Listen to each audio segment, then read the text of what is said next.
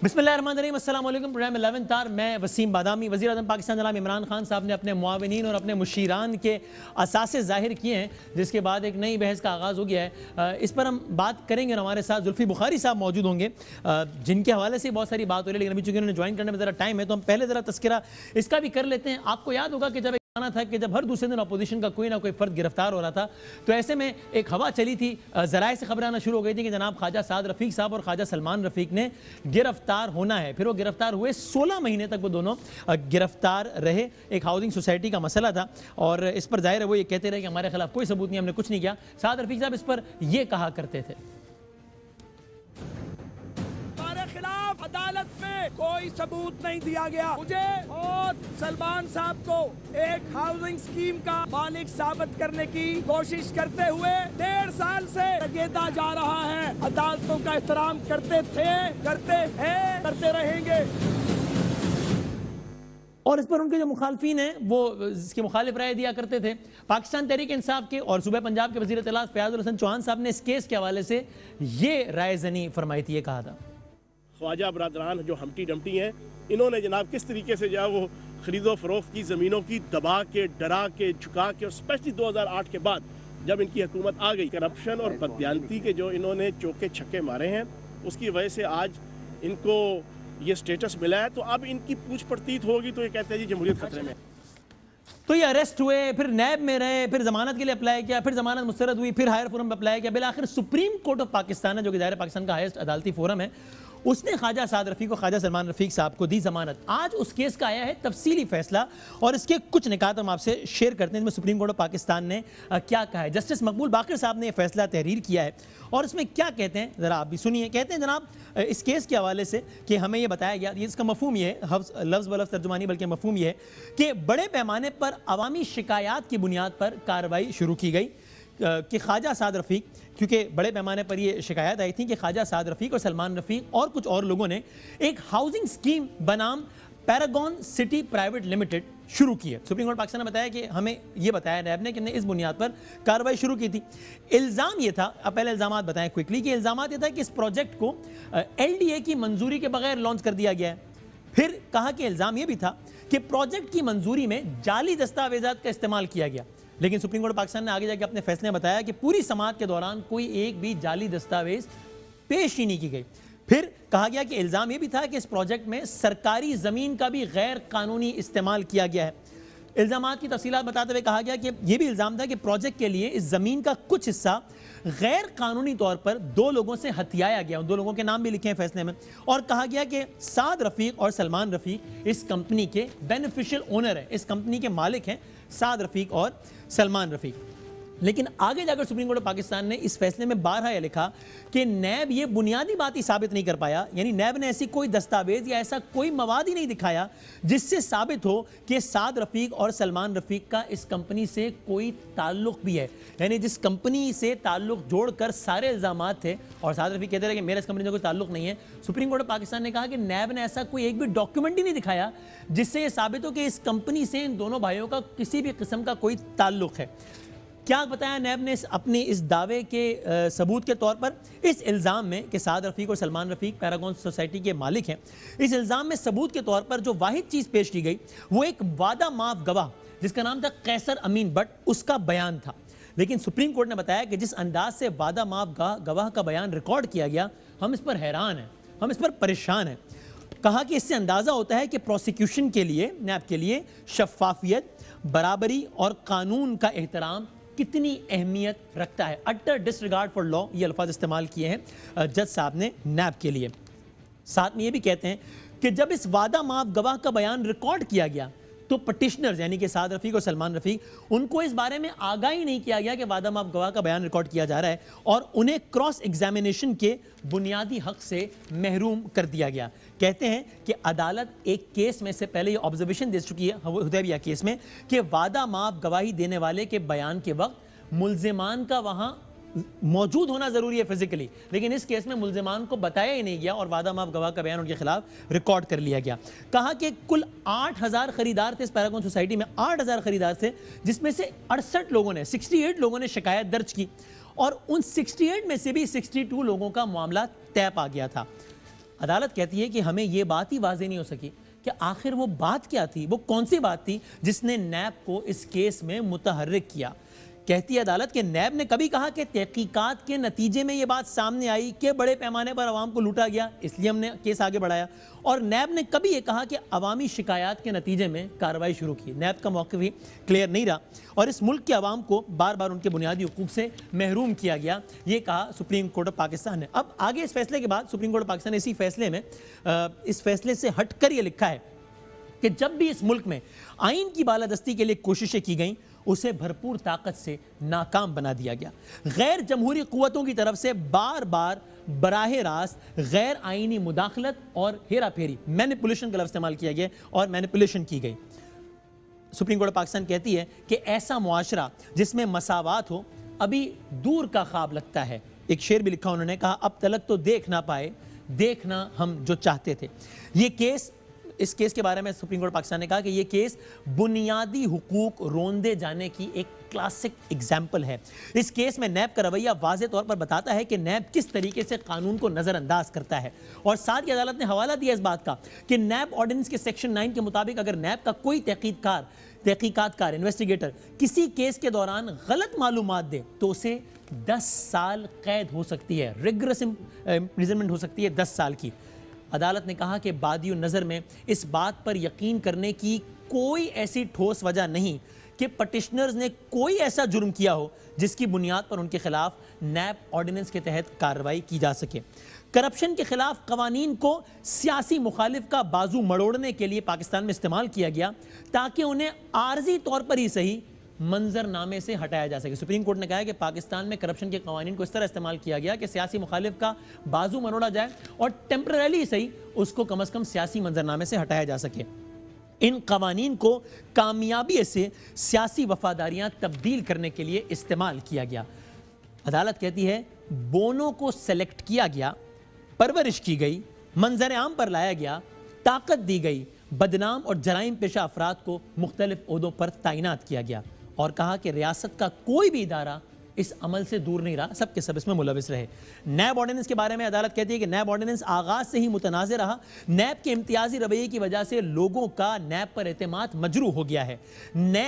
عدالت نے کہا کہ نیب سیاسی تفریق کی ایک سمت، پولیٹیکل ڈیوائیڈ کی ایک طرف، سیاسی تفریق کی ایک سمت کارروائی کرنے سے گریزاں رہتا ہے۔ سیاسی تفریق کی ایک طرف کارروائی نہیں کرتا نیب، حالانکہ اس طرف بڑے بڑے مالی سکینڈلز کے الزامات ہیں، جبکہ سیاسی تفریق کی دوسری طرف لوگوں کو گرفتار کیا جاتا ہے اور مہینوں یا سالوں تک لوگوں کو گرفتار رکھا جاتا ہے، حالانکہ قانون کے مطابق نیب ٹرائل کو 30 دن میں مکمل کرنے کا پابند ہے۔ نیب کے غیر پیشہ ورانہ اور غیر مخلصانہ رویے کی وجہ سے اس کا کنوکشن ریٹ اتنا کم ہے۔ نیب کے اسی رویے کی وجہ سے لوگ بھی نیب پر تنقید کرتے ہیں۔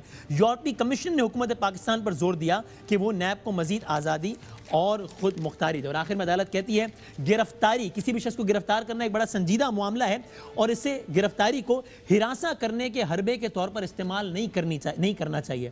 غلط سزا کا نتیجہ غلط رہائی سے زیادہ برا ہوتا ہے، wrong acquittal versus wrong conviction. کسی انسان کی گرفتاری اسے ناقابل تلافی نقصان پہنچاتی ہے۔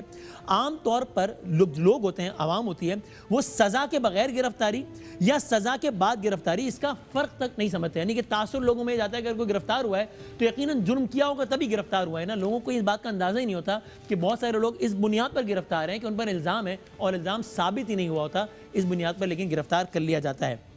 آخر میں عدالت کہتی ہے عدالتوں کو اپنی آئینی ذمہ داریاں نبھانے میں ہچکچانا نہیں چاہیے، خاص طور پر اس وقت جب بات لوگوں کے بنیادی حقوق کی ہو۔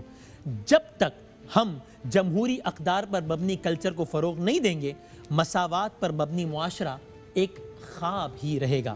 بقول جالب سپریم کورٹ نے کہا ظلم رہے اور امن بھی ہو، کیا ممکن ہے تم ہی کہو۔ یہ آج کے اس فیصلے کا اور سپریم کورٹ آف پاکستان کی کچھ ڈیٹیلز تھیں جو کہ سعد رفیق صاحب کے حوالے سنایا گیا۔ زلفی بخاری صاحب ہمارے ساتھ موجود ہیں، چھوٹا سا بریک لے لیتے ہیں اور وزیر اعظم پاکستان کے معاون خصوصی زلفی بخاری صاحب کہ جن کی خود کی بھی ڈوئل نیشنلٹی ہے اور اس حوالے سے انہوں نے کامنٹ بھی فرمایا، ابھی مسکرا بھی رہے ہیں اس بات، ذرا ان سے ہم معصومانہ سوالات کرتے ہیں ایک بریک کے بعد۔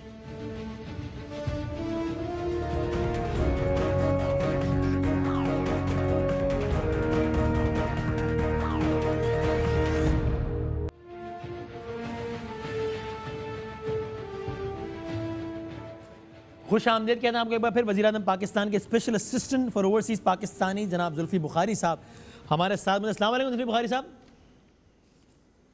السلام علیکم وسیم بھائی. بہت شکریہ وقت دینے کا. ایک تو اٹ گوز وداؤٹ سینگ کہ عمران خان صاحب نے یہ انیشیٹو لیا ہے, حالانکہ اگر وہ نہ بھی لیتے تو کوئی کچھ نہیں کر سکتا تھا, کوئی لیگل ریکوائرمنٹ بھی نہیں تھی, تو اس پہ بڑی زبردست بات ہے. آپ برٹش نیشنل ہیں, یہ بھی کوئی انکشاف نہیں ہے, پہلے سے بات معلوم ہے, اور یہ بالکل ٹھیک بھی ہے, رائٹ بھی ہے, لیگل رائٹ بھی ہے. اور اس میں تو میرا خیال ہے اس میں تو کوئی کلیریفیکیشن کی بھی ضرورت نہیں ہے کہ جو بیرون ملک مقیم پاکستانی ہے, جو ڈوئل نیشنل ہے یا کسی کا پی آر ہے کہ گرین کارڈ ہے, تو اس کی حب الوطنی کم ہے یا زیادہ ہے. میں سمجھتا ہوں وہ بھی بالکل اتنا ہی حب الوطن ہے جتنا میں ہوں. یعنی یہ مجھے رائٹ نہیں ہے کہ میں کسی کی حب الوطنی پہ سوچوں بھی. تو آئی تھنک یہ میں اس لیے کہہ رہا ہوں کہ اس پر تو کوئی ڈیبیٹ بھی نہیں ہونی چاہیے. کسی کی حب الوطنی میں شک کرنے کا تو سوال ہی پیدا نہیں ہوتا. ہم خود ٹریول کرتے ہیں, لوگوں سے ملتے ہیں پاکستان سے باہر رہنے والوں کو, اور بڑے زبردست پاکستانی, اس میں کوئی دو رائے نہیں. مجھے اس میں آئی سے اٹ وتھ کنوکشن. اب سوال صرف یہ ہے کہ زلفی بخاری صاحب, قانونی طور پر بھی آپ اس وقت جس عہدے پر بیٹھے ہیں یا اور مشیران کچھ بھی غلط نہیں کر رہے, یہ بھی طے ہے بالکل. صرف سوال یہ ہے کہ عمران خان صاحب نے خود جو ایک نیریٹو سیٹ کیا تھا کہ جس میں وہ یہ کہتے تھے کہ بھائی اگر کسی کے پاس ایک اور پاسپورٹ ہے, ایک اور نیشنلٹی ہے, تو اس کو نیشنل اسمبلی کا ممبر نہیں ہونا چاہیے اور کابینہ کا ممبر نہیں ہونا چاہیے. وہ آپ لوگوں کے پاس ہیں اور آپ کابینہ کے ممبر ہیں. ناؤ آئی انڈرسٹینڈ, آئی نو کہ کابینہ کے ٹیکنیکلی آپ لوگ ممبر نہیں ہیں, اور کابینہ میں آپ جاتے ہیں بائی انویٹیشن, ہر ہفتے انویٹیشن آتے ہیں اور آپ جاتے ہیں. لیکن یہ تو ایک ٹیکنیکل بات ہوگی نا کہ آپ کابینہ میں یہاں سے نہیں آتے ہیں, یہاں سے آتے ہیں. لیکن دا فیکٹ کہ عمران خان صاحب کی کابینہ میں ڈوئل نیشنل ہولڈرز بیٹھتے ہیں, یہ ان کے اپنے نیریٹو کے تو خلاف ہے نا. یہ بات میرے خیال میں تو بالکل ٹھیک ہے, لیکن ان کے اپنے نیریٹو کے تو خلاف ہے نا. آئی تھنک دیکھیں وسیم بھائی, سب سے پہلے میں آپ کا شکریہ ادا کرتا ہوں کہ آج میں نے کچھ 6 یا 7 انٹرویوز دیے ہیں, اور میں آپ کو 10 ملین اوورسیز ڈائسپرا سے آپ کا شکریہ ادا کرتا ہوں کہ آپ نے شروع اپنا شو سے اس سے کیا کہ آپ ہماری ملک کی وفاداری کو چیلنج نہیں کر رہے. کیونکہ اب تک جن لوگوں نے بھی جو بھی بات کی اور 48 آورز پہ جو بھی چل رہا ہے میڈیا پہ, وہ ایسے لگ رہا ہے کہ 10 ملین اوورسیز پاکستانی پاکستان نہ آئیں, آپ چاہے جو بھی پاکستان کو دے سکتے ہیں, ہمیں نہیں چاہیے, آپ وہیں رہیں, خالی اپنے 23 بلین عرب ڈالرز پاکستان بھیجیں. مطلب محسوس یہ ہو رہا ہے. آپ کے ایک انٹرویو سے پہلے, اس انٹرویو سے پہلے ابھی میں ایک میٹنگ پہ گیا تھا, اپنا کے ڈاکٹرز آئے ہوئے تھے میرے ڈرائنگ روم میں, اور وہ یہی کہہ رہے تھے کہ ہمیں پچھلے 2 دن سے ایسے لگ رہا ہے کہ ہم یہاں کیوں آ کے اپنا ٹائم ضائع کر رہے ہیں ہاسپٹلز بنانے کے لیے اور یہاں سیٹل ہونے کے لیے, کہ ہم تو بالکل ایسے لگ رہا ہے کہ ہم کسی کو بھی نہ بولیں کہ ہم اوورسیز پاکستانی ہیں, کہ کوئی ہمیں غلط نظر سے نہ دیکھ لے. تو انفارچونیٹلی میرا خیال ہے اس روش کو پاکستان میں ختم ہونا چاہیے, کوئی بھی بنائے, اور یہ دونوں طرف سے ہونا چاہیے. یعنی کوئی بیرون ملک مقیم پاکستانی بھی یہ نہ سمجھے کہ وہ پاکستان آ کر یا کچھ کر کے کوئی کسی پہ احسان کر رہا ہے, اور کوئی پاکستان میں رہنے والا یہ نہ سمجھے کہ بیرون ملک مقیم پاکستانی جو ہے وہ کوئی کم محب وطن ہے. یہ ڈیبیٹ ہی میرا خیال ہے اچھی نہیں ہے کہ تم زیادہ محب, اس میں کوئی شک ہی نہیں ہے کہ سب پاکستان سے محبت کرتے ہیں میرے خیال سے. تو یہ بالکل. اب آتے ہیں خان صاحب کی سٹیٹمنٹ پہ. دیکھیں میں نے پہلے شوز پہ بھی بولا ہے پی ایم صاحب کی سٹیٹمنٹس پہ کہ دیکھیں وسیم بھائی, آپ کو تو پتہ ہے کہ ہر چیز کانٹیکس میں سے لینی چاہیے. جب آپ کوئی بھی کوئی فریز لیتے ہیں بک سے, اس سے پہلے اس کی کوئی اوپر کی لائن پڑھنی پڑتی ہے, اس کی بعد میں جو لائن آتی ہے وہ بھی صحیح ہے. جب آپ بھی کوئی بھی پی ایم کی کوئی بھی اسپیچ لیتے ہیں, وہ ہمیشہ اس کانٹیکسٹ میں ہوتا ہے جب وہ کہتے ہیں کیونکہ پارلیمان میں ہمارے ایسے چور بیٹھے ہوئے ہیں 50-70 سال کی عمر میں, جا کے پاسپورٹس لے لیتے ہیں, اقامہ لے لیتے ہیں, اپنی جو یہاں سے کرپشن کرتے ہیں وہ باہر بھیج دیتے ہیں ایک کانٹیکسٹ کے زور پہ. کیونکہ جو بھی پاکستان میں آیا ہے یا جس نے لیا ہے بعد میں, جس نے ایکوائر کیا ہے پاسپورٹ, ایک تو ایکوائر ہوتا ہے, ایک انہیرنٹ ہوتا ہے. جس نے ایکوائر کیا ہے پاسپورٹ, جس نے بھی ایکوائر کیا ہے, میں نہیں کہہ رہا سب نے, لیکن زیادہ طور ہمیں نظر یہ آیا ہے کہ ان کی وہ یہاں سے پیسے لے کے باہر بیچتے تھے, اس کا کور اپ تھا. جیسے اگر آپ کے پاس دبئی کا اقامہ ہے, اگر گورنمنٹ پاکستان UAE سے پوچھے کہ ہمیں اس کی ڈیٹیلز بتاؤ کہ کتنے اثاثے ہیں اس کے باہر, وہ نہیں بتا سکتی کیونکہ وہ اقامہ سے کورڈ ہوتا ہے. تو پی ایم صاحب کا سارا جو کانٹیکسٹ آپ دیکھتے ہیں اس چیز پہ, کیونکہ ان نے پارلیمنٹ میں پاکستان میں کیا ہوتا ہوا دیکھا ہے. اگر آپ پی ایم سے علیحدہ سوال پوچھیں کہ جی ایک کانٹیکسٹ کا یہ بھی تھا نا کہ جس کا پاکستان میں سٹیک نہیں ہے وہ پاکستان میں فیصلہ سازی میں اہم کردار ادا اس کو نہیں کرنا چاہیے, کشتیاں جلا کر پاکستان اس کو آنا چاہیے. جی دیکھیں, سٹیک آپ کیسے رکھتے ہیں ملک میں جب آپ اس کے ساتھ آپ کے رابطے مضبوط ہوتے ہیں. فائنینشیل اسٹیکس یہ ایک ریالٹی ہے کہ یہ ایک ریالٹی ہے کہ دنیا ایک گلوبل ولیج بن گئی ہے. اب پاکستان اس موڑ پہ وسیم بھائی کہ ہمیں فیصلہ کرنا ہے کہ جو ہمارے اوورسیز پاکستانی چلیں، آپ کہہ دیں کہ 6 سے 7 ملین ہمارا لیبر کلاس ہے، 3 سے 4 ملین ہمارا وہ ہے جو جنریشنز میری طرح فرسٹ سیکنڈ تھرڈ جنریشن بعد. ٹھیک ہے، ہمارا فرض بنتا ہے ابھی کہ ہم فیصلہ کریں کہ ہمیں ان کو پاکستان کے ساتھ جوڑنا ہے یا ان کو ایکسکلوڈ کرنا ہے. یہ اب ہم اس موڑ پہ ہیں کہ یہ ہمارا مقصد ہے کہ باقی ملک ان کو واپس اپنے گہرے میں لے کے آ رہے ہیں کہ یہ ہمارا احساسہ ہے باہر پڑا ہوا، اور ہم کہہ رہے ہیں کہ نہیں بس دور رہو. We have to take a decision. ہم نہیں کہہ رہے تو عمران خان صاحب کہتے تھے نا، جب عمران خان صاحب کہتے تھے کسی بیرون ملک مقیم پاکستانی کو پاکستان کی کابینہ میں نہیں بیٹھنا چاہیے، تو یہ ہم تو نہیں کہہ رہے تھے، عمران خان صاحب کہہ رہے تھے. جی نہیں، اگین وسیم بھائی، خان صاحب کی جو اسٹیٹمنٹ تھی پارلیمنٹ فلور پہ، خان صاحب کی جو اسٹیٹمنٹ تھی پارلیمنٹ میں MNAs ministers elected, ہم نے سے کوئی بھی الیکٹڈ نہیں ہے. ہم نے کسی نے اپنا پاسپورٹ یا ڈیول نیشنلٹی یا کارڈ یا اقامہ چھپا کے ہم الیکٹ نہیں ہو گئے اور پھر نکل گئی بات آپ نے ڈھونڈ لی ہو. ہم نے تو ڈکلیئر کی ہوئی ہے. اب اگر جب لا کے مطابق اگر ہم میں سے کوئی الیکشن لڑنا چاہے تو ہمیں اپنا دوسرا جو ڈیول پاسپورٹ ہے وہ دینا ہوگا. وہ لا ہے، یا تو لا چینج ہوگا یا ہمیں اپنا پاسپورٹ سرنڈر کرنا ہوگا. As a set by law تو کوئی وائلیشن ہوئی نہیں ہے. ہمیں ایسا لگتا ہے، مجھے ابھی بھی ایسا لگتا ہے کہ پرائم منسٹر صاحب کی گفتگو کا کرکس یہ تھا کہ کوئی ڈوئل نیشنل ہولڈر کیبنٹ میں نہ بیٹھے، پارلیمنٹ کے ذریعے بھی یا کسی بھی ذریعے. یا آپ یہ کہہ رہے ہیں کہ ان کا مقصد یہ تھا کہ نہیں کوئی ڈوئل نیشنل کیبنٹ میں نہ بیٹھے. اگر وہ پارلیمنٹ کے ذریعے کیبنٹ میں نہ بیٹھے، یہ مجھے یعنی پارلیمنٹ کے ذریعے کوئی ڈوئل نیشنل ہولڈر کیبنٹ میں نہ بیٹھے، لیکن مشیر کے ذریعے، مشیر بننے کے ذریعے کوئی ڈوئل نیشنل ہولڈر کیبنٹ میں بیٹھ بھی جائے تو اٹس فائن. تو پھر یہ تو تھوڑی سی لاجیکل بات نہیں لگ رہی. یا تو ان کی اوپینین یہ ہونی چاہیے کہ سب بیٹھیں، یار کیا فرق پڑتا ہے، یا ہونی چاہیے کوئی بھی نہ بیٹھے. میرا یہ اپینین ہے، اور میں صحیح بھی ہو سکتا ہوں غلط بھی. میرا یہ اپینین ہے وسیم بھائی کہ ان کا مطلب یہ تھا کہ پچھلے لوگوں نے جو پاکستان کے ساتھ جو حال کیا ہوا تھا، ان نے اپنی ڈیول نیشنلٹی کئی نے تو ڈکلیئر بھی نہیں کی ہوئی تھی، اور ایڈوائزرز یا منسٹرز، پرائم منسٹرز بھی بنے ہوئے تھے. تو ان کا مطلب یہ تھا کہ یہ آئندہ کبھی نہیں ہوگا کہ اس طریقے سے ہو کہ ہمیں نہیں پتہ کہ ہے یا نہیں ہے، کس بیوروکریٹ کے پاس ہے یا نہیں ہے. میں پھر سے، مجھے پتہ ہے آپ نے یہ بات ریز کی ہے، لیکن میں آپ کو پھر سے بتاتا ہوں کہ کیبنٹ میں پی ایم کی مرضی ہے کہ ہم آئیں یا نہ آئیں. ہم ایک ممبر نہیں ہیں. کئی کیبنٹ میٹنگز میں آپ کا رائٹ نہیں ہے، آپ انویٹیشن سے آتے ہیں، لیکن وہ بس وہ کان یہاں سے نہیں پکڑے، وہ یہاں سے ٹھیک ہے نا، آپ تو ہر میٹنگ میں ہوتے ہیں. وہ تو آپ کو بھی بلا سکتے ہیں، کسی کو بھی بلا سکتے ہیں. وہ آپ نے آج کہا ڈونلڈ ٹرمپ کو بھی بلا سکتے ہیں آپ. خان صاحب ٹھیک، اچھا لیکن ایک بات، آپ کسی کو بھی بلا سکتے ہیں. آپ وسیم بدامی صاحب آ سکتے ہیں اس میں معصومہ سوال پوچھنے کے لیے. صحیح ہے. اچھا لیکن یہ بتا دیں، اب ایک تو آپ یہ جانتے ہیں نا کہ خود میڈیا نہیں، اپوزیشن نہیں، آپ کی اپنی پولیٹیکل، آپ کی اپنی کیبنٹ میں بھی، پارٹی میں نہیں، کیبنٹ میں بھی سوال ہے. 2 اوپینینز ہیں. مثلا اسد عمر صاحب نے کہا کہ اپیرنٹلی یہ بات لاجیکل لگتی ہے کہ جو اصول کابینہ کے ممبر کے لیے ہو وہ مشیران کے لیے بھی ہو اپیرنٹلی. فواد چودھری نے بھی کہا کہ ہاں اس پر ڈیبیٹ اب ہونی چاہیے کہ یہ کیا ہے. تو ایک تو یہ اوپینین صرف اپوزیشن کا، میڈیا کا نہیں ہے. اب آپ یہ بتائیے 2 ایکسٹریمز میں آپ کا اوپینین کیا ہے؟ ایک ایکسٹریم یہ ہے، آپ کی پارٹی کے اندر بھی ہے وہ، کہ نہیں جناب آگے جا کر قانون سازی ہونی چاہیے اور اسپیشل ایڈوائزرز کے لیے بھی یہی رول ہونا چاہیے کہ نہیں وہ پہلے اپنی نیشنلٹی سرنڈر کرے پھر بنے. دوسرا ایکسٹریم یہ ہے کہ نہیں آئین میں ترمیم ہونی چاہیے اور نیشنل اسمبلی کا ممبر بننے کے لیے بھی یہ جو شرط ہے کہ ڈوئل نیشنل نہیں بن سکتا، اس کو ختم ہونا چاہیے. آپ کا کیا اوپینین ہے، کیا ہونا چاہیے؟ اور عمران خان صاحب کا کیا اوپینین ہے آج؟ میں بڑا خوش ہوں کہ آپ نے سوال اس طریقے سے پوچھا ہے، کیونکہ آپ نے ڈیبیٹ کے طور پہ پوچھا ہے. آپ نے اپنا اپینین یا کسی اور کا اپینین سب پہ لاگو نہیں کر دیا.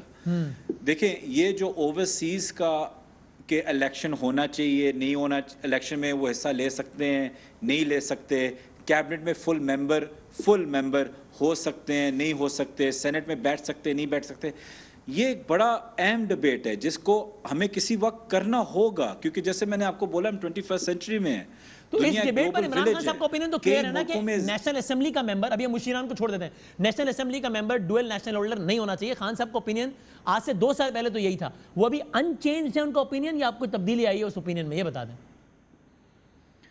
دیکھیں میں نے ایگزیکٹلی ان کا اوپینین میں نہیں کہہ سکتا، میرے پاس وہ حق نہیں ہے کہ میں ان کا ایگزیکٹ اوپینین بولوں، لیکن مجھے یہ پتہ ہے کہ وہ اس پہ ڈبیٹ کے لیے راضی ہیں کیونکہ ان کو پتہ ہے کہ ان کا کتنا ڈائسپورا باہر بیٹھا ہوا ہے ینگ، جن نے ان کو پہلے دن سے سپورٹ اور ووٹ بھی دیا ہے، اور ان کا کیا ہے. اب اگین یہ وہ ان پاکستانیوں کو دیکھ رہے ہیں جو باہر ہیں، پاکستان کا نام روشن کر رہے ہیں، ہر جگہ پاکستان کی دفاع کر رہے ہیں، یہ ان کا ہے. اب بات یہ آ جاتی ہے، جیسے کہ میں آپ کو اپنی اپینین دے سکتا ہوں کہ میں نے ایک پالیسی موو کرنے کی کوشش کی تھی پریزیڈنٹ صاحب کے ساتھ، جو ایک لمبی ڈبیٹ میں چلی ہے اور یہ کوئی پالیسی نہیں بنی، لیکن میرا یہ اپینین تھا کہ اوورسیز پاکستانیز کو ایٹ لیسٹ الیکشن لڑنے کا حق ہونا چاہیے، اور اوتھ لینے سے پہلے ان کو اپنا پاسپورٹ سرنڈر کر دینا چاہیے. کیوں؟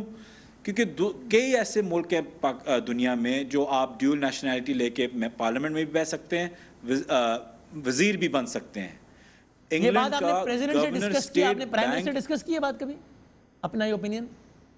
یہ کیبنٹ میں بھی ڈبیٹ ایک کھلی ہے. تو اس پر پرائم منسٹر کا کیا اوپینین ہے؟ لمبی دیکھیں، یہ ان پرائم منسٹر کا یہی تھا کہ یہ ایک ایکیڈیمک ڈبیٹ ہے، اس میں نہ آپ صحیح ہیں نہ میں صحیح ہوں، یہ ایک ایکیڈیمک انٹلیکچوئل ڈبیٹ ہے جو ہمیں کسی وقت کرنی ہوگی. پہلے کے مقابلے میں کوئی لچک آئی ہے خان صاحب کے رویے میں؟ پہلے تو کلیئرلی کہتے تھے نا کہ نہیں ڈویل نیشنل آرڈر کو ایم این اے نہیں ہونا چاہیے، جو کہ آئین میں بھی ہے، لیکن اب خان صاحب کہتے ہیں کہ نہیں اس پر بات ہو سکتی ہے، اس پر ڈیبیٹ ہو.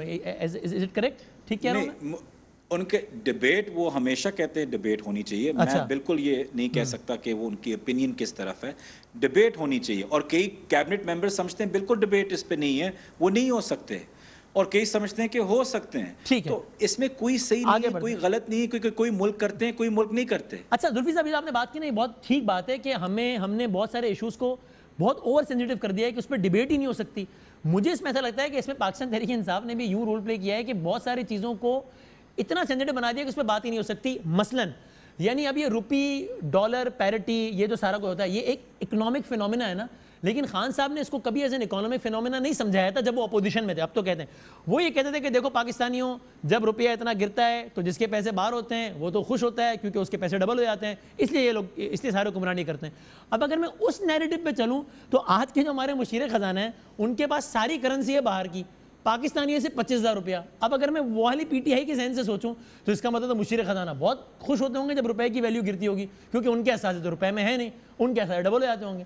تو یہ کام خان صاحب نے بھی کیا ہے نا کہ ایک پیورلی اکنامک فینومینا ہے، اس کو آپ نے پولیٹیکل کر دیا، روپی ڈالر پیرٹی کو. دیکھیں، حفیظ شیخ صاحب ایک بڑے ہارڈ ورکنگ آنریبل انسان ہیں. میں ان کو کچھ ابھی 2 سال ہو گئے جانتا ہوں، اور میں ان کی بڑی عزت کرتا ہوں، اور میں سمجھتا ہوں کہ بڑے ایک سٹیبل انسان ہیں اور بڑے فیئر انسان ہیں. وہ بڑے ہارڈ ورکنگ، اور انہوں نے باہر محنت کی ہے، اور انہوں نے باہر محنت اپنے نوکری کی ہے انہیں نہیں، لیکن انہوں نے نوکری کی ہے ہر چیز. تو ان کی جو انکم ہے جس ملک میں انہوں نے کام کیا ہے وہ اسی انکم میں آئے گا. میں باہر میرا بزنس ہے، میری وہاں وہ مجھے اب وہ مشیر خزانہ ہے تو سارا روپیہ 25,000 پاکستان وہ پاکستانی روپیے میں کنورٹ کر لیں. پھر میرے خیال میں اگین میں آپ کو اپنا اوپینین دیتا ہوں، میرے خیال میں یہ کوئی زمین آسمان ایک کرنے والا ایشو نہیں ہے، لیکن خان صاحب کے خیال میں تو تھا نا. وہ تو کہتے تھے کہ دیکھو یہ تو روپے اور ڈالر کا گیم ہی ہوتا ہے کہ یہ جان بوجھ کے گراتے ہیں تاکہ ان کے احساس بڑھ جائیں. اس لاجک کے تحت بڑا سیریس معاملہ ہے. اگین وسیم بھائی، اگر حفیظ شیخ صاحب یا زلفی بخاری یہاں بیٹھ کے پیسے بنا رہا ہو، باہر بھیج رہا ہو، چیزیں خرید رہا ہو، پراپرٹیز خرید رہا ہو، اور پھر ہم یہ ڈسپیرٹی لے کے آئے جان بوجھی سے کیونکہ ہمارے پاس سوئٹزرلینڈ میں اپنے اکاؤنٹس پڑے ہوئے ہیں جو پاکستان کا پیسہ ہے، تو اس میں جو اگین کانٹیکسٹ میں پی ایم صاحب ہمیشہ جب بات کرتے ہیں وہ اس کانٹیکسٹ میں بات کرتے ہیں. ان نے ایک دفعہ بھی نہیں کوئی ہارڈ ورکنگ محنت روزگار پاکستانی باہر جو کام کرتے ہیں ان کے بارے میں بولا ہو کہ ان کی انکم ایسی ہے. وہ ہمیشہ ان کی پوری کانٹیکسٹ دیکھیں، ان کی کانٹیکسٹ دیکھیں تو ہمیشہ وہ ایک جو کرپٹ پاکستان کی جو سوسائٹی اس کے بارے میں ہوتا ہے. اچھا اس میں اور بھی بات لیکن میں کوئکلی 1-2 سوالات سے اور کر لیتا ہوں، وائنڈ اپ کرتے ہیں. جب عمران خان صاحب کہتے ہیں کہ شرم کرو خواجہ آصف، دیکھو میرے پاکستانیوں، تمہارا وزیر دفاع تھا اور اس کے پاس اقامہ تھا، تو زلفی بخاری صاحب آج ہمارے مشیر سلامتی ہیں اور ان کے پاس امریکن ریزیڈنسشپ ہے. تو اگر وزیر دفاع کا اقامہ ہولڈر ہونا جو کہ ایکسپائر ہو جاتا ہے ایکس نمبر آف ایئرس کے بعد، وہ شرمناک بات ہے، تو ہمارے مشیر سلامتی کا امریکن یہ جو ریزیڈنسی یہ ہونا صحیح ہے؟ دیکھیں آپ کا سیکیورٹی نیشنل سیکیورٹی ایڈوائزر نے اپنی ریزیڈنسی ڈکلیئر کی ہے. اگر خواجہ آصف صاحب پہلے دن سے اپنے نومینیشن پیپرز پہ ڈکلیئر کر دیتے تو شاید اتنا کوئی مسئلہ نہیں ہے. پہلی بات. دوسری بات, خان صاحب has criticized خواجہ آصف صاحب not because of the fact that he did not declare, Wasim بھائی, because of the fact that he was an اقامہ holder. اس بنیاد پر بھی criticize کیا انہوں نے کہ اقامہ تھا کیوں؟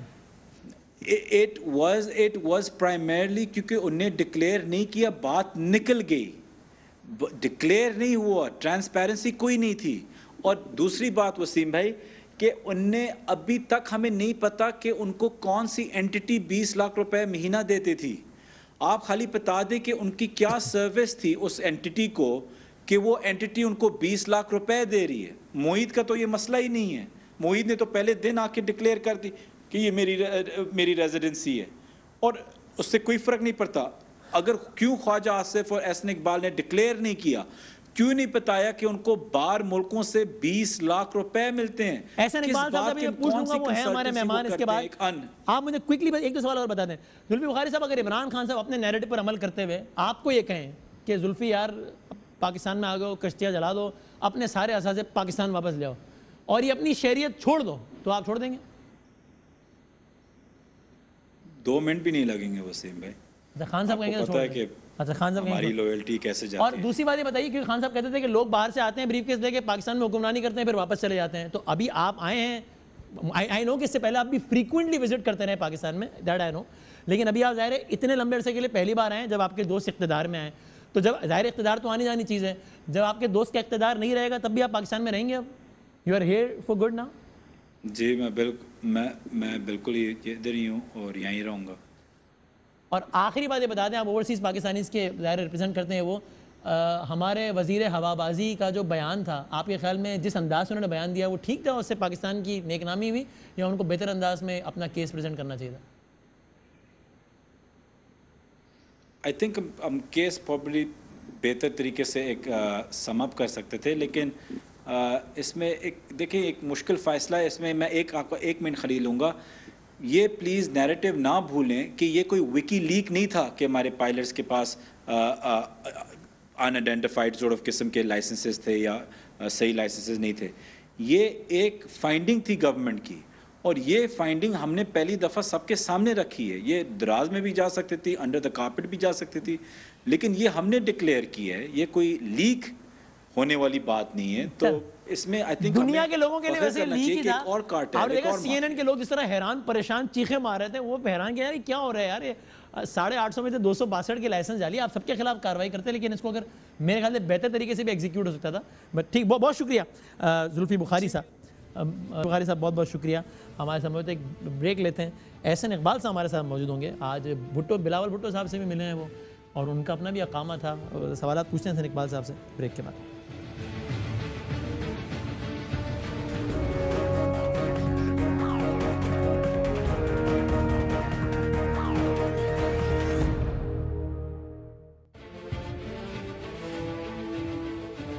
خوش آمدید کہتا ہوں ایک بار پھر. اس سے پہلے کہ احسن اقبال صاحب سے بات کریں, ہمارے ساتھ موجود ہیں. ایک ریمائنڈر بہت زیادہ ضروری ہے, اور وہ ہے ہمارے ایک بہت بڑے قومی مسئلے سے متعلق, جو کہ ہے پاکستان سے متعلق. پولیو کیسز سے متعلق دنیا بھر میں اس وقت اسٹیٹسٹکس ہیں کہ پولیو کیسز میں 99.9% کمی آ چکی ہے, لیکن اس وقت دنیا کے صرف 2 ممالک ہیں جن میں 2 پولیو وائرس ابھی موجود ہیں. ان میں امریکہ, ان میں ایک افغانستان اور دوسرا پاکستان ہے. 2018 میں پاکستان میں پولیو کے صرف 12 کیسز سامنے آئے تھے.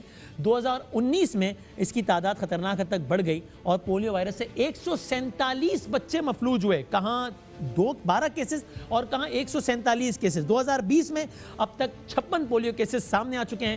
دسمبر 2019 سے فروری 2020 کی حفاظتی ٹیکوں کی مہم سے قطرے نہ پلائے جانے والے بچوں کی تعداد 1.8 ملین سے کم ہو کر 0.5 ملین تک پہنچ گئی ہے. اکثر بچے والدین کے انکار کی وجہ سے حفاظتی ٹیکے لگنے سے محروم رہ جاتے ہیں. پاکستان میں ابھی بھی پولیو ہونے کی وجہ یہ ہے, ایک پاکستان ایک افغانستان ہے, 2 ممالک ہیں. پاکستان میں وجہ یہ ہے کہ پولیو وائرس سے لا علمی کی وجہ سے تمام بچوں کو پولیو سے بچاؤ کے قطرے نہیں پلائے جاتے, چونکہ مختلف متس پائے جاتے ہیں, مختلف باتیں کی جاتی ہیں اس حوالے سے. پولیو سے اپنے بچوں کو بچانے کے لیے پولیو پروگرام, ویکسین کی حفاظت اور افادیت پر اعتماد بہت ضروری ہے. ضروری ہے کہ والدین اپنے بچوں کو پولیو مہم کے دوران پولیو سے بچاؤ کے قطرے پلائیں تاکہ تمام بچے اس مفلوج بیماری سے محفوظ رہیں اور انشاءاللہ ہمارا مستقبل بھی محفوظ رہے. یہ ایک سب کو ریمائنڈر ہے. ہمارے مذہبی علماء بھی اس حوالے سے بات کر چکے, اس میں کوئی شک نہیں ہے کہ یہ چیز بہت زیادہ ضروری ہے ایک بہتر پاکستان کی خاطر. پلیز اس کو ایزی اور اس کو لائٹ نہ لیجیے. احسن اقبال ہمارے ساتھ. السلام علیکم احسن صاحب. ہاں جی وعلیکم السلام. بہت شکریہ وقت دینے کا. پہلے تو ذرا اگر اسی پہ کامنٹ کرنا چاہیں تو کر دیجئے. زلفی بخاری صاحب ہمارے ساتھ موجود تھے, آپ کا بھی انہوں نے نام لیا, کہا بھائی احسن اقبال صاحب سے پوچھیں نا کیوں رکھا تھا اقامہ, اور رکھا بھی تھا تو کیوں نہیں کیا تھا ڈکلیئر, بتا دیجئے. جی دیکھیے کاشف, انہوں نے جب ہم حکومت میں تھے, سوری وسیم, جب ہم حکومت میں تھے تو بہت اس کا شور مچایا, اور میں نے ان کا انتظار کیا, اور بالآخر تقریباً غالباً یہ مئی کے آخری ہفتہ تھا, نیشنل اسمبلی کے ریکارڈ کے اوپر اپنے اقامے کے ڈاکومنٹس جمع کرائے تھے. میرے پاس جو اقامہ تھا, پی ٹی آئی والوں نے کہا جی چوکیدار تھا, کوئی کہتا تھا ڈرائیور تھا, میرے پاس نان پیئنگ آنرری اقامہ تھا, because I was member of global academic advisory council of Medina institute of leadership and entrepreneurship, جس میں انہوں نے کہا تھا کہ ہم دنیا کے جو تھاٹ لیڈرز ہیں ان کو رکھتے ہیں اور کسی قسم کی کوئی سیلری اس کے اندر انوالو نہیں ہے. سو میرا خیال ہے کہ جو میری اقامے کی سٹیٹس تھی وہ کسی بھی پاکستانی کے لیے عزت کی بات ہے کہ مدینہ کے اندر ایک ٹاپ انسٹیٹیوٹ آف لیڈرشپ جو تھا اس کی گلوبل اکیڈیمک ایڈوائزری کاؤنسل کا میں ممبر تھا, دنیا بھر سے لیڈنگ اکیڈمیشینز کے ساتھ, اور یہ بالکل آنرری تھا. اس مد میں آپ کی اکاؤنٹ میں کبھی کوئی فنڈز ٹرانسفر نہیں ہوئے؟ میں نے اس کا سرٹیفکیٹ جمع کرایا تھا 2011 سے 2016 تک. انہوں نے مجھے یہ اقامہ دیا تھا اس گلوبل اکیڈیمک ایڈوائزری کاؤنسل کے لیے, اور 1 روپیہ اس کے عوض کوئی سیلری میرے اکاؤنٹ میں کبھی جمع نہیں ہوئی. اچھا, پھر بھی آپ نے اس کو ڈکلیئر کرنا کیوں مناسب نہ سمجھا؟ میں نے اس کو نامینیشن پیپرز کے ساتھ ڈکلیئر کیا تھا, اور خواجہ آصف صاحب نے بھی اپنے نامینیشن پیپرز کے ساتھ ڈکلیئر کیا تھا, لہٰذا یہ کہنا کہ میں نے ڈکلیئر نہیں کیا تھا یہ مس سٹیٹمنٹ ہے, اور جو لوگ ہم پر اعتراض اٹھا رہے ہیں وہ ایپلز اینڈ اورنجز کمپیئر کر رہے ہیں. ہاں, جو کہ خواجہ آصف صاحب کا مجھے یہ یاد پڑا تھا کہ اسلام آباد ہائی کورٹ میں جب کیس چلا ہے تب بھی یہ بات آئی تھی کہ ڈکلیئر کیا تھا. I was not sure, اس لیے میں نے بھی کورٹ نہیں کیا, بٹ I think آپ ٹھیک کہہ رہے ہیں کہ انہوں نے ڈکلیئر کیا تھا, تبھی اسلام آباد ہائی کورٹ نے پھر ان کو بری بھی کر دیا نا سارے معاملے میں. اچھا ٹھیک ہے. اچھا اب یہ بتا دیجئے, لیکن یہ بتائیے کہ اس میں کیا مسئلہ ہے اگر دوری شریعت کا بندہ پاکستان میں بائی لا آئین پاکستان کے مطابق ایم اے نہیں بن سکتا اور یوں وزیر بھی نہیں بن سکتا. اگر آئین پاکستان نے نہیں روکا کسی ایسے پی ایم جو کہ ڈویل نیشنل ہو, وہ بیٹھے کابینہ میں, تو اس میں کیا مسئلہ ہے؟ وہ کہتے ہیں جی آپ کو ہمارے حب الوطنی پہ شک ہے یار, ہم مہینے کے اتنے بلین ڈالرز بھیجیں, وہ آپ کو چاہیے ہم سے, لیکن ہم جو ہے وہ اپنی ایکسپرٹیز نہیں دے سکتے ملک کے وزیر اعظم کو, اس کے لیے ہم سرنڈر کریں اپنی نیشنلٹی.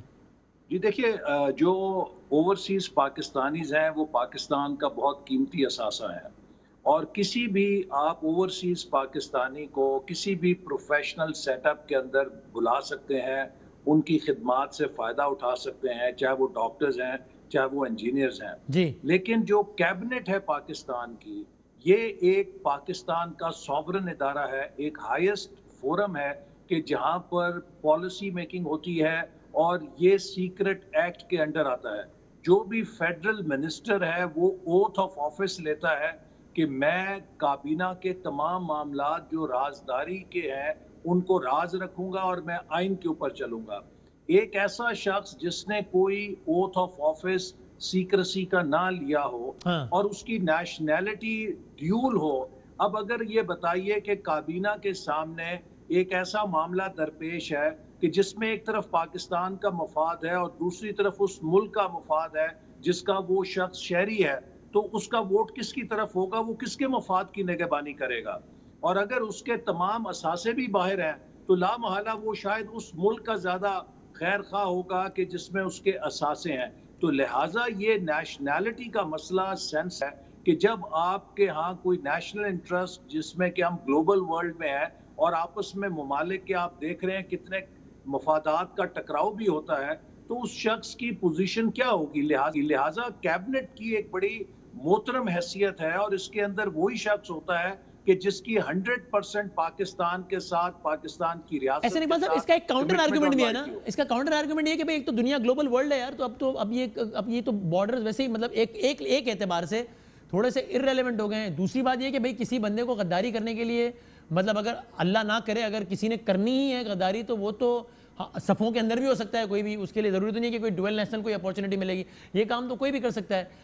اور تیسری بات یہ کہ دنیا کے کئی ممالک ہیں کہ جو کہ یعنی دونوں طرح کی مثالیں ہیں دنیا میں, دنیا کے کئی ممالک ہیں جو کہ اس بات کی آزادی دیتے ہیں کہ دوسرے ملک کا شہری بھی جو ہمارا پارلیمان کا ممبر بن سکتا ہے. دیکھیے نا, یہ تو سنگاپور کے اندر ان کی سول سروس جوائن کرنے کے لیے آپ پر کوئی نیشنلٹی کی پابندی نہیں ہے. آپ امریکن شہری, پاکستانی شہری ہو سکتے ہیں اور سنگاپور کی سول سروس جوائن کر سکتے ہیں. ایسی ریاستیں بھی ہیں کہ جن کی کوئی زیرو سیکیورٹی کنسیڈریشن ہے.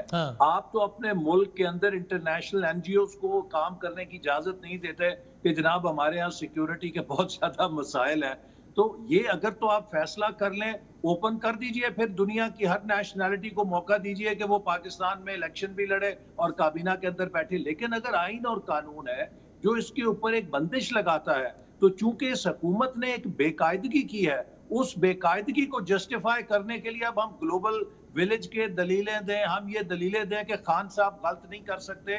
دیکھیے اوورسیز پاکستانیز کا جو ٹیلنٹ ہے بہت قیمتی ہے, وہ پاکستان آ کے اپنے اپنے شعبوں میں خدمات سر انجام دے سکتے ہیں. لیکن اگر آپ نے پاکستان کی کابینہ میں بیٹھ کے اس ملک کے قسمت کے فیصلے کرنے ہیں, پھر آپ کے پاس صرف اور صرف اس ملک کی نیشنلٹی ہونی چاہیے. یہ میری رائے. ٹھیک ہے, اچھا ٹھیک ہے, اس طرح میں نے کہا کہ یہ ایک ایسی چیز ہے جس میں ڈیبیٹ ہو سکتی ہے اور اس کو ہمیں حب الوطنی یا ملک دشمنی اور اس سے بالا تر ہو کر اس کو ایز این ایکیڈمک ڈیبیٹ ٹریٹ کرنا چاہیے. اس پہ پی ٹی آئی نے بھی ماضی میں کام کیا اور غلط کیا کہ اس کو اٹیچ کر دیا تھا بہت سارے حساس معاملات سے. لیکن میں آپ کو بتاؤں کہ آپ نے ابھی ان سے سوال کیا تھا, وہ کہہ تو بڑے ریلیکٹنٹلی کہ میں یہاں پہ رہوں گا. ہماری 70 سال کی تاریخ یہ بتاتی ہے کہ یہ جتنے مہمان اداکار اقتدار کے جھولے لینے آتے ہیں اس کے بعد کدھر ہیں. مجھے آپ بتائیے کہ آج بڑا احترام ہے ان کا, ذاتی طور پہ میں جانتا ہوں شوکت عزیز صاحب پاکستان کے پرائم منسٹر رہے نا, انہوں نے اقتدار میں تو انجوائے کیا, لیکن جس دن وزارت عظمیٰ ختم ہوئی چلے گئے. اسی طرح بے شمار لوگ یہاں پر آئے, اقتدار کے مزے لیے, اور جس دن اقتدار ختم ہوا بریف کیس اٹھایا اور چلے گئے. سوال یہ ہے کہ اس ملک کے اندر اگر آپ مزے لینے آتے ہیں اقتدار کے تو سٹیکس کے ساتھ آئیں نا. اب آج میں دیکھتا ہوں کہ جو ٹویٹر کے اوپر سوشل میڈیا پہ یورپ اور امریکہ میں مزے لے رہے ہیں لوگ, جو وہاں کی جمہوریتوں کے مزے لے رہے ہیں, وہ پاکستان میں ڈکٹیٹرشپ کی وکالت کر رہے ہوتے ہیں کہ پاکستان میں ڈکٹیٹرشپ ہونی چاہیے, فوجی حکومت ہونی چاہیے. ڈکٹیٹرشپ کی تو حمایت میرے خیال میں نہیں کی جا سکتی کسی ٹھیک بات. لیکن اب ایسا ایک بات ہے, اب دیکھیں نا پھر تنقید تو پھر آپ کی پارٹی پر یہ ہو سکتی ہے نا کہ بھئی آپ کے لیڈران تو ڈویل نیشنل ہولڈرز نہیں ہیں, پھر بھی وہ وزیر اعظم بننے پاکستان آتے ہیں اور ورنہ نہیں ہوتے. 88 سے 99 تک 2 بار وزیر اعظم بنے تو رہے, پھر 10 سال جدہ, پھر وزیر اعظم بنے تو آئے, پھر لندن. نہیں Wasim, I think this is unfair comment. آپ کو پتا ہے کہ جب انہیں جنرل مشرف نے زبردستی جلا وطن کیا, وہ پاکستان آئے, زبردستی پاکستان آئے, اور ان کو پھر ڈیپورٹ کیا گیا. اس وقت تو معاہدہ کر کے چلے گئے نا. مشرف صاحب کا ٹیک اوور تو بالکل غلط تھا, وہ تو اس میں کوئی شک نہیں ہے. اس وقت تو معاہدہ کر, غوث علی شاہ نے کہا کہ میں برابر والے اس میں تھا, مجھے ہی پتہ نہیں چلا, جہاز میں اتنی بھی جگہ نہیں تھی کہ مجھے بھی لے آتے. وہ تو پارٹی کے لیڈران کو بھی نہیں پتا تھا اور چلے گئے. مجید نظامی صاحب نے جب ایڈیٹرز کی میٹنگ ہوئی تو جنرل مشرف سے سوال پوچھا کہ آپ نواز شریف صاحب کو اتنا برا بھلا کہتے ہیں پر ان کو ملک سے باہر تو آپ ہی نے بھیجا ہے. تو جنرل مشرف نے انہیں کہا کہ بھئی یہ میں کیا کرتا, ہمارا تیل ختم ہو گیا تھا. تو ایک دوست ملک سے مفت تیل لینے کے لیے اس کے عوض انہوں نے شاید وہ ان کی بات مان لی. سوال یہ ہے کہ نواز شریف صاحب اور شہباز شریف صاحب اپنی فری ول سے تو نہیں گئے. ایک قیدی کو تو آپ یہ الزام نہیں دے سکتے کہ وہ کدھر گیا ہے. جنرل مشرف نے اگر انہیں بھیجا اور ان کے عوض ایک دوست برادر ملک سے کنسیشنل تیل حاصل کیا تو اس میں ان کا کیا قصور ہے؟ اس میں تو پاکستان کا فائدہ ہوا. لیکن یہ سوال تو مشرف صاحب سے ہونا چاہیے اور ہم نے کیا بھی ہے. مشرف صاحب نے ہم سے بھی نشست میں ایک دفعہ کہا تھا کہ بھائی جس کا خلاصہ یہ تھا کہ بھائی مجھے فلاں ملک کی طرف سے بڑا پریشر تھا تو میں نے دے دیا. تو ہم نے بھی ان سے سوال پوچھا تھا کہ بھائی آپ کے خیال میں نواز شریف جو ہے وہ ریاست کے مجرم تھے نا, آپ کے مجرم تو نہیں تھے, تو اگر ریاست کے مجرم تھے تو آپ کو کس نے حق دیا تھا کہ خود جو ہے وہ اپنی ریلیکسیشن کے لیے چھوڑ دیں؟ یہ سوال تو ان سے بنتا ہے.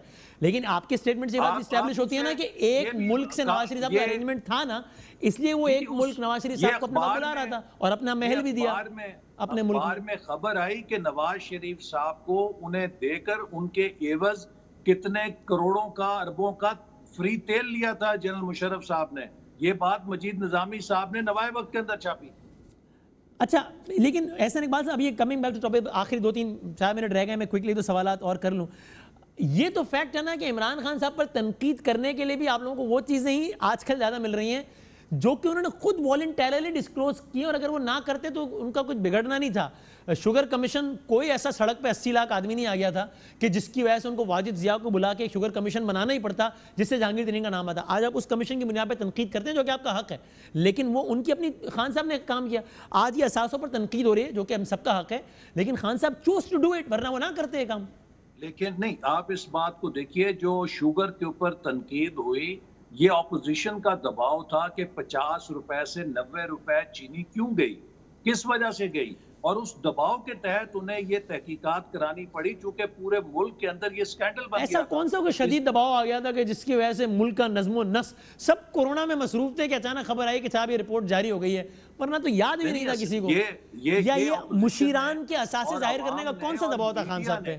میں سمجھتا ہوں میڈیا نے، اپوزیشن نے، سب نے اس پہ بڑا کردار ادا کیا تھا، اور انہیں شدید دباؤ کا سامنا تھا کہ یہ وہ بتائیں کہ 50 روپے 5 سال ہمارے حکومت میں چینی رہی فی کلو، اچانک یہ 90 روپے کیوں ہو گئی، اور جب اتنی بڑی جمپ لی تو اس کے اوپر وہ مجبور ہوئے کہ تحقیقاتی کمیشن بنائے۔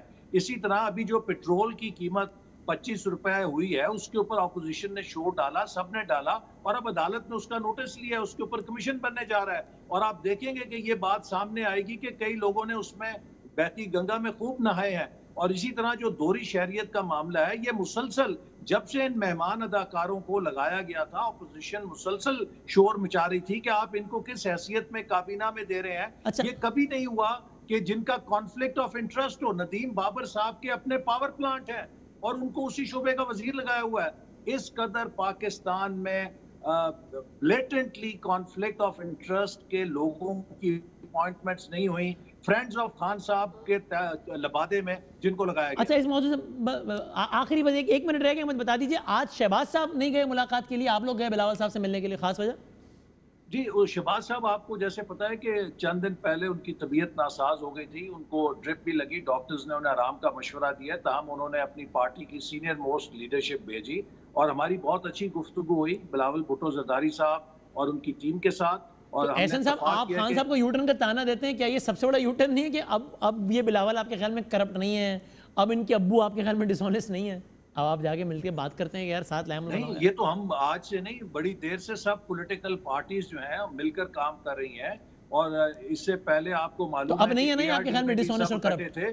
یہ جو ہے، ہم کو یہ سیاسی اتحاد تو نہیں بنا رہے، ہر پارٹی جو ہے ڈیموکریٹک پارٹی ہے، ہم ہر اس پارٹی کا جو پاکستان کے الیکشن کمیشن میں رجسٹرڈ ہے، جو آئین پاکستان کا حلف اٹھاتی ہے، اس کا احترام کرتے ہیں۔ آپ ان کا معذرت کے ساتھ الفاظ شہباز، آپ ان کا پیٹ پھاڑ کے ڈالر نکالنے لگے تھے، اب آپ کہہ رہے ہیں ہمارے ساتھ مل کے عمران خان کو نکالو۔ غدار نہیں کہیں گے ہم، پی ٹی آئی کو غدار نہیں کہیں گے، چونکہ وہ پاکستان کے لوگوں کے ووٹ لیتی ہے، اور یہی جمہوریت ہے کہ ہمیں جمہوریت میں اس بات کو سیکھنا ہوگا کہ پاکستان کی تمام پولیٹیکل پارٹیز کے نظریات مختلف ہو سکتے ہیں، لیکن وہ سب پاکستانی ہیں اور پاکستان کا بھلا چاہتی ہیں۔ بہت شکریہ احسن، پسند ہو نہ پسند ہو، لیکن وی آر آل پاکستانی۔ بہت شکریہ احسن اقبال صاحب، پاکستان مسلم کی زندگی رہی، صحت رہی، تو کل ملیں گے انشاءاللہ، تب تک کے لیے اللہ حافظ۔